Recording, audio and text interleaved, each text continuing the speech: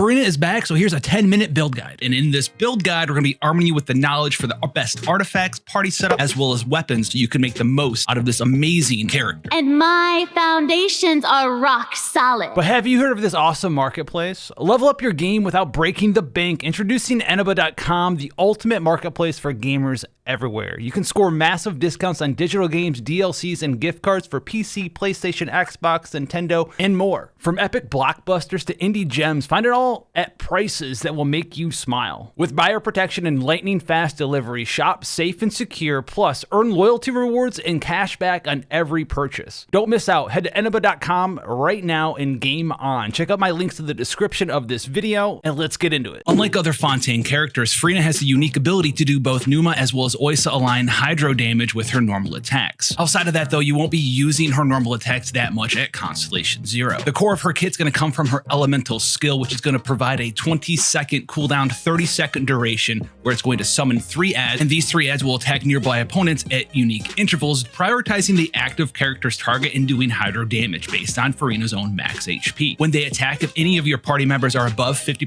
HP, it will drain HP from all of those party members and increase the damage by up to 140% of their original damage. In Numa form, instead of applying hydro and doing damage off field, it instead will summon a Singer of Many Waters who will heal nearby active characters based on the max HP of Furina at unique intervals. And I will level with you, at Constellation 0, the Numa form healing is pretty much, well, not the greatest thing. A lot of the time you're going to be spending your time as Furina in the DPS Oysa form, summoning the 3 different Salon members, doing hydro damage and draining HP of all nearby party members. Because not only is it going to boost the damage of your party as well as apply hydro, it's also going to help you maximize her elemental burst, let the people rejoice. Upon activation, you will have a 18-second duration, 15-second cooldown elemental burst that will keep track of the decreases or increases of any of your party members' HP. Around every 1% of HP decreased or increased, you will generate 1 fanfare stack. Each fanfare stack is going to give everyone in your party a damage bonus. At Constellation 0 and max fanfare stacks of 300, this is going to be a 75% damage bonus for all party members in your party. And yes, that includes Furina. And this burst does have a 60 energy cost with a 15-second cooldown, so you are going to need a significant amount of energy recharge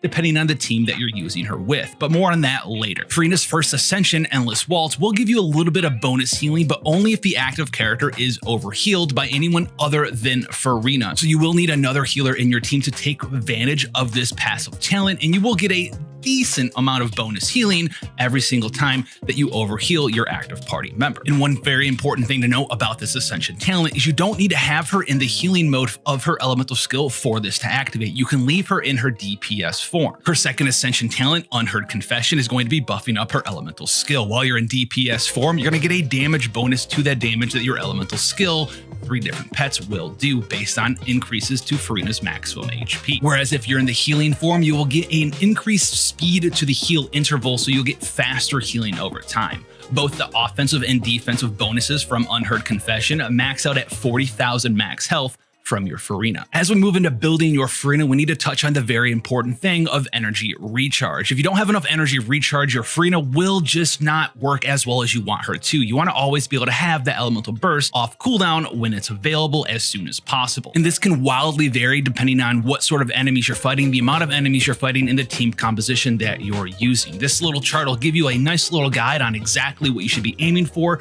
the types of parties you're putting your Furina in. For example, if Furina's your only hydro character and you don't really have any party members that can generate a significant amount of energy or particles and they're not using Favonius weapons, you're going to need a ton of energy recharge. However, for every hydro member you're running, or Xingqiu with a sacrificial sword, or another character with a Favonius weapon in your party, you can decrease the amount of energy recharge that your Furina is going to need. When it comes to artifact sets, the Golden Troop 2 and 4-piece bonuses are absolutely amazing for Furina. She's going to spend most of the time off field, and so this elemental skill damage bonus is going to be amazing for her. It's going to really allow her to be that sub DPS hydro applicator off of the field. It really is just by far her best artifact set. If you don't have it yet, feel free to go ahead and farm this up from its own domain, because the 4-piece hunter set, which shares the domain with Golden Troop, is absolutely amazing with any Furina team at all, as she enables you to max out that 4-piece bonus for 36 crit chance on any main field, on-field driver you want to use her with in any party. And while you could use a more supportive setup like Tenacity the Millicet or even Noblest Oblige for a Furina party, I would really honestly advise you to go farm up that Golden Troop set. When it comes to main stats for artifacts for Furina, your circlet will always be a crit damage or a crit rate circlet, whereas your sands will be an HP percent sands unless you need an energy recharge sands to meet the energy recharge requirements for her build. Remember, energy recharge takes priority number 1 over everything. The goblet for the majority of builds will actually be an HP percent goblet, and this is because Furina has so many ways to bump up the damage percent bonus she will receive for her elemental skill,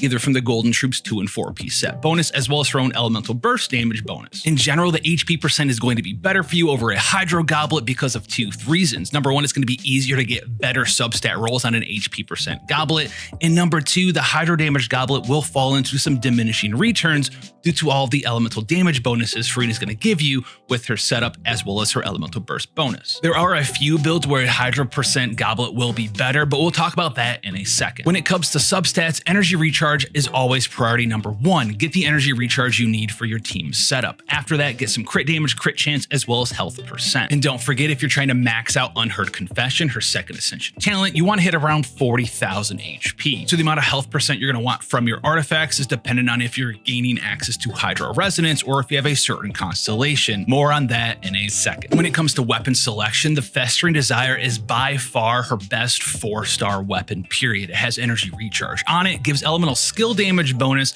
and also gives elemental skill crit rate increase. If you weren't around for 1.3 in the original launch of Dragon Spine, you might not have access to this, but it's okay. You can spend maybe a couple hours and farm up another easy access weapon, the Ferryman Pipe from Fishing in Fontaine. The Harbinger of Dawn is another free-to-play option if you are able to keep your HP above 90% for this 28% free crit rate. In most teams with Furina, that might not be something you can do 100% of the time though, and I would advise you to probably try to shy away from this weapon. If you have access to it, the Jade Cutter is a fantastic 5-star option if you have it laying around, as it does give HP percent and 44 crit rate as its main stat. It's basically just a good stat stick, and well, we kind of like those in Genshin Impact. And of course, her signature weapon, the Splendor of Tranquil Waters, will be her best in slot weapon, assuming you can meet the ER requirements for your team. If you're looking for a significant breakdown of some of her best weapons, go check out the weapon tier list video that we made a little bit prior to the release of this one. And as far as the Favonius sword goes, I would only recommend running this weapon on your Furina if you're running her in one of those parties we talked about earlier, such as a party where she is the only Hydro character, you don't have anyone else to facilitate energy gain, like no official, one enemy, and no other party members with a Favonius weapon of their own. And one small reminder that the windfall effect of the Favonius weapons can only activate when the character equipped with it is on field. So if you have a rank 5 refinement Favonius sword, that 6-second cooldown and the particles generated can only happen when Furina is actively on the battlefield. So if you want to take the most amount of advantage of the Favonius weapons, you're going to need to swap her in relatively around every 6 seconds to proc this windfall passive. And one very small thing, the sacrificial sword can be used just for the energy recharge on it, but as Furina doesn't generate any particles from activating her elemental skill, the refinement rank ability of Composed isn't going to do anything for you. You're not generating particles from activating it, and it already has a 30-second duration with a 20-second cooldown. It does look kind of good on her though. So remember how we said you might want to run a Hydro Goblet instead of an HP Goblet in some circumstances? Here's the 2 circumstances. Number 1 is your weapon selection. If you're using Nilu's signature weapon,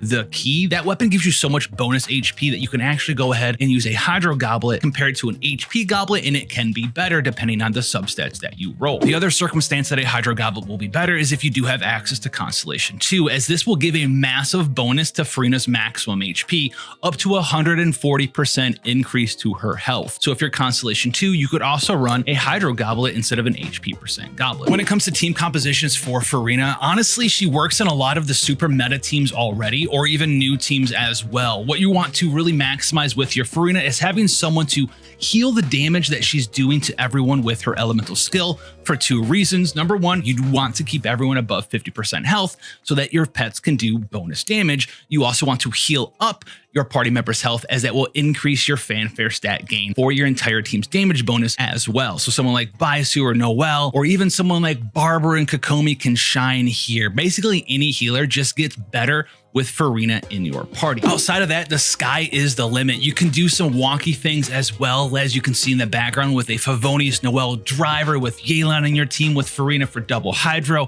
throw a Fischl in for an electrolyzed taser team, or even go in with an Animo character to swirl the hydro to make your DPS off-field characters such as Furina and Yelan or even Xingqiu do bonus damage. She fits into Bloom and Hyper Bloom teams as well, using the likes of Yao Yao or Byasu as your Dendro healer. Basically, if you just want to do more damage, as long as you have a healer in that party to facilitate your Furina's skill and burst, you're going to find a good use for her there. The only real downside of Furina now in 2025 with the launch of the Nod Cry characters is that, well, a lot of the Nod Cry reactions like Lunar, Charged, etc. don't actually get buffed up by percentage damage bonuses like Furina does do. So keep that in mind when you're building your teams around these new Lunar reactions. Hopefully you're armed now with everything you need to know about Furina. If you want to see how I'm going to be using her with Noel in a Favonius healer driver build, sub for more, and I'll see you guys in the next one. Take care, guys.